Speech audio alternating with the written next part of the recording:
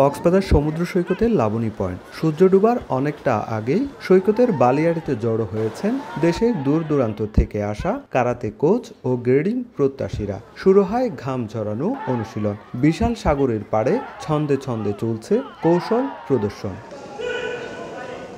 Karate দক্ষতা বৃদ্ধি, নিয়মিত প্রশিক্ষণের পদ্ধতি এবং আন্তর্জাতিক মানে নিজেদের প্রস্তুত করতে কোচদের হাতে কলমে দিচ্ছেন দিক নির্দেশনা অভিজ্ঞ প্রশিক্ষকরা। ঢাকার যেই প্রত্যেকটা ক্লাবের টিচাররা বেশ আমরা আপগ্রেড, তো ডিস্ট্রিক্ট লেভেলে দেখা যায় তারা পিছিয়ে আছে। তো এই পিছিয়ে থাকার কারণেই আমরা একটু সবাইকে নিয়ে একসাথে সেমিনারগুলি করা, যাতে প্রত্যেকটা জেলার টিচারগুলি বা টিচার বা প্রশিক্ষক যারা আছে বা ট্রেনার যারা আছে না কেন, তারা যাতেও আমাদের পাশে ঢাকার পাশাপাশি যারাও জেলা লেভেলেও মোটামুটি এগিয়ে যায়। কোচেস ট্রেনিংয়ে আমি চাইলেই অনেক কিছু শিখতে পারবো না, যেহেতু 2 দিনের সেমিনার আমাদের, মানে মাসব্যাপী হইলে অনেক কিছু শেখা যায়। 2 দিনের সেমিনারে আমাদের যে ছোট ছোট ভুলগুলি আছে, আমাদের যারা সিনিয়র তারা এগুলি ধরাই দিলে এগুলো আমরা আবার ঠিক করি আবার আমাদের যারা স্টুডেন্ট আছে তাদের ভিতরে আমরা আবার ঠিক করাই দিই। এটা শেখা মানে আমি মাদক মুক্ত থাকা, পাশাপাশি আত্মরক্ষা, নিজেকে নিজে রক্ষা করা। সমুদ্র সৈকতের প্রশিক্ষণের পরদিন সকাল থেকে প্রশিক্ষণ চলে ইনডোর স্টেডিয়ামে। কারাতে প্রশিক্ষকরা এখানে কোচদের শেখান নানা টেকনিক, দেখিয়ে দেন ভুল ত্রুটি সংশোধনের উপায়। প্রশিক্ষণের সবচেয়ে মনোযোগী দেখা যায় উদীয়মান খেলোয়াড়দের। শিশু থেকে শুরু করে তরুণ তরুণী সবাই শিখছেন নতুন কৌশল, নিচ্ছেন আত্মরক্ষার শিক্ষা। আমার কারাতে করতে ভালো লাগে, আর আমি অনেক কম্পিটিশনে গিয়েছি, কম্পিটিশন থেকে অনেক গোল্ড পেয়েছি।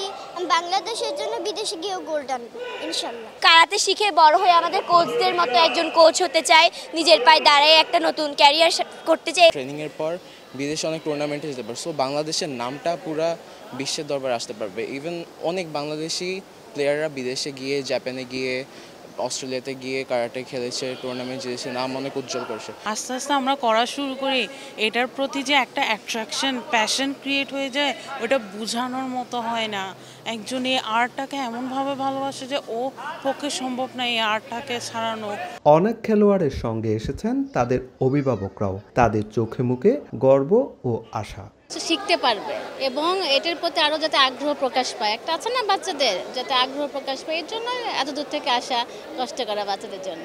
আমি মূলত বেসিক্যালি দিয়েছিলাম ওকে মানে আত্মরক্ষাটা শেখার জন্য, কিন্তু এখন ওর এবং আমাদের এটা এত বেশি ভালো লেগে গিয়েছে, এখন আমরা চাচ্ছি যে ও ভবিষ্যতে এটা কন্টিনিউ করুক এবং বাংলাদেশের হয়ে বিদেশ থেকে যেন গোল্ড আনতে পারে, এটাই আমাদের ইচ্ছা। দেশের ভিতরে অনেকগুলো কম্পিটিশনে অংশগ্রহণ করেছে, ওর প্রায় 30টার মতো গোল্ড এবং সেরা দেশেরা হয়েছে সব জায়গাতেই। বাংলাদেশ কারাতে ফেডারেশনের সহযোগিতায় সোতোকান কারাতে দো অ্যাসোসিয়েশনের ব্যবস্থাপনায় এবং চট্টগ্রাম বিভাগের আয়োজনে এই সেমিনার ঘিরে মুখরিত ছিল কক্সবাজার। আমাদের এখানে মুখ্য উদ্দেশ্য ছিল যে আমরা কারাতে ফেডারেশন এবং সোতোকান কারাতেকে ডেভেলপের জন্য কোচদেরকে আমরা ট্রেনিং করাবো। কারণ কোচ হচ্ছে আপনার একটা সংস্থার মূল নক্ষত্র। কোচ ভালো থাকলে সেই ডিস্ট্রিক্ট থেকে খেলার অবশ্যই ভালো হবে। সেই জন্য আমরা প্রতি বছরই কোচদের দিকে একটু স্পেশাল নজর রাখি এবং কোচদেরকে ট্রেনিংয়ের ব্যবস্থা করি। আর এইবার শুধু কোচদের সাথে সাথে কিছু উদীয়মান খেলোয়াড় বাচ্চাদেরকে আনা হয়েছে, যা তারাও দেখুক যে কোচদেরও একটা প্রশিক্ষণের প্রয়োজন আছে। দুদিনব্যাপী এই সেমিনার শুধু শারীরিক অনুশীলন নয়, বরং কারাতে প্রশিক্ষণে নতুন দিগন্তের সূচনা করে গেল, এমনটাই মনে করেন সংশ্লিষ্টরা।